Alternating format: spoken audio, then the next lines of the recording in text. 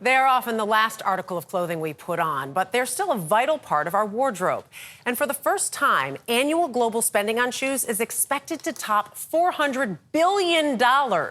Shoes are a statement of style, personality, and identity. And nowhere is that better showcased than the venue we visited just north of the border. This is a fan favorite for sure.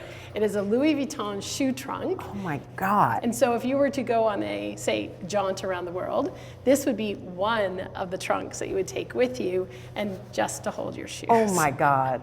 This 1920s shoe trunk is just one of an array of pieces on display at Toronto's Bata Shoe Museum, where Elizabeth Semmelheck is the director and senior curator.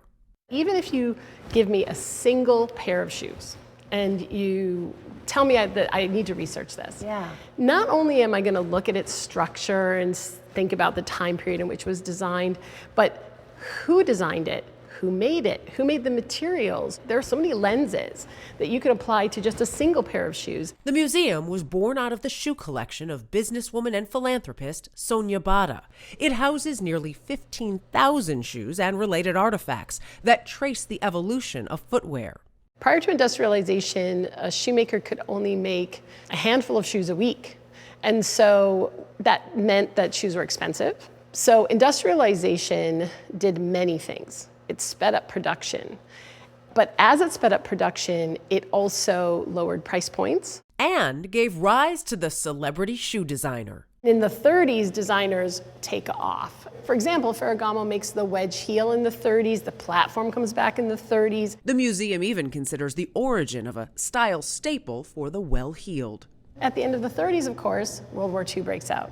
And what are soldiers putting up in their barracks? Images of Varga girls wearing thin heels. And so it should come as no surprise. Of course. That after World War II, Yes. It is the stiletto that is invented.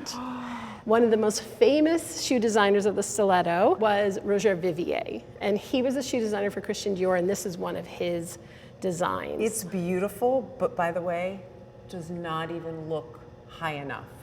Do you know what these are? The stiletto, as we know it today, stepped into pop culture They don't fit, so help me, I'm gonna wear them anyway.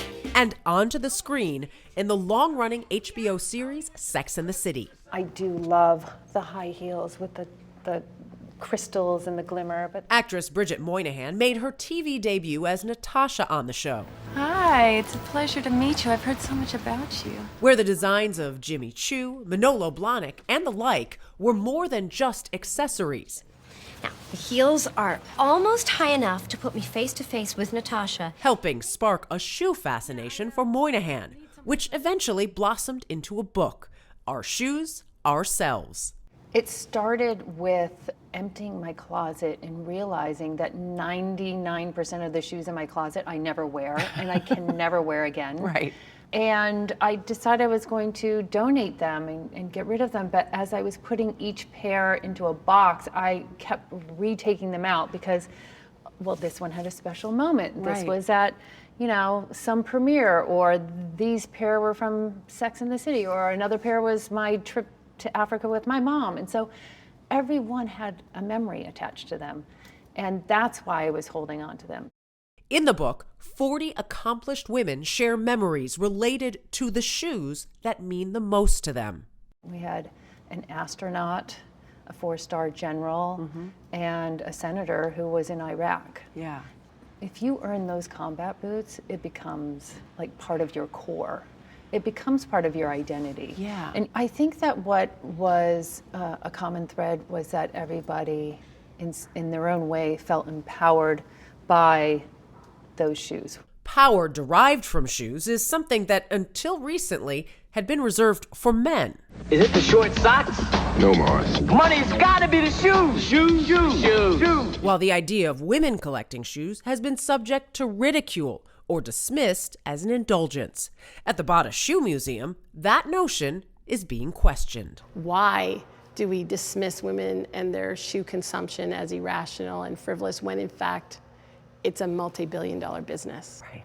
When you think about Air Jordans, Air Jordan 1, Air Jordan 2, Air Jordan 3, it creates a quote-unquote rational structure for collecting Yeah. that mirrors other forms of men's collecting. The museum's recent sneaker collection even provided a way to go back to the future. The Nike Mag started its life as an idea and was a movie prop. So it was in the movie Back to the Future 2. Power laces, all right. And everybody went crazy. But it took until 2015 to find a battery that was small enough yet powerful enough to actually do auto lacing. Till the real time the movie was made. Yeah. The future. Unbelievable. As for our future, that means considering sustainability in our footwear, with more than 20 billion pairs of shoes manufactured each year. One solution may be artificial leather made from mushrooms. You get a pattern for the latest design, you put your lasts in, you add some fungus spores, a little bit of corn and a little bit of water, and your shoe grows overnight. And then you can compost it at the end of the day. I think it's a brilliant idea. I'm looking into the future right Yeah, now. exactly. It's amazing. Reminding us of the balancing act built into our shoes, no matter the material, size, or color. Is footwear function or is it fashion? Or when did it change? Well, I don't think footwear has ever just been function. Even the ability to afford shoes automatically suggests status. And I think that if it was simply just protection, we would all be in flip-flops all summer long, and we're not. There's so much different choice. And so I think that the same impulses that we have within our current society of differentiating ourselves from one another and doing part of that work through our footwear choice has been a part of that history of shoes going back to time immemorial. So a couple things I want to say. 20 billion pairs of shoes manufactured each year. That's like 2.5 per person on this planet. So think about that. And sometimes you don't even realize that you're making a statement with your shoes. Mine today, I didn't have Honolulu blue to wear for the Lions. Who are you wearing? I don't even remember who they are, but I'll tell you, it's the color. Is that what you This silver is for my Lions. Okay. So you make statements, whether anybody else realizes it or not, you can do that. I know. Michelle, what statement Michelle, are who you are you making? wearing? I'm just saying. You're saying I'm a badass, is what you're saying. No, it is amazing. You may not think about it, Elizabeth says, but as you're putting on a pair of shoes, throughout time, we always have made statements, whether we've meant to or not. Yeah, I just want to say there's no price tag on the bottom of this red That's bottom. good. That's really good. That was cool. They're Thank you nice. for I that. like Yes. them very much. Thank you for that. And Bridget's book, that she's co-author of, is really fascinating, with each story that these women tell and the shoes that represent a story and a part of their life.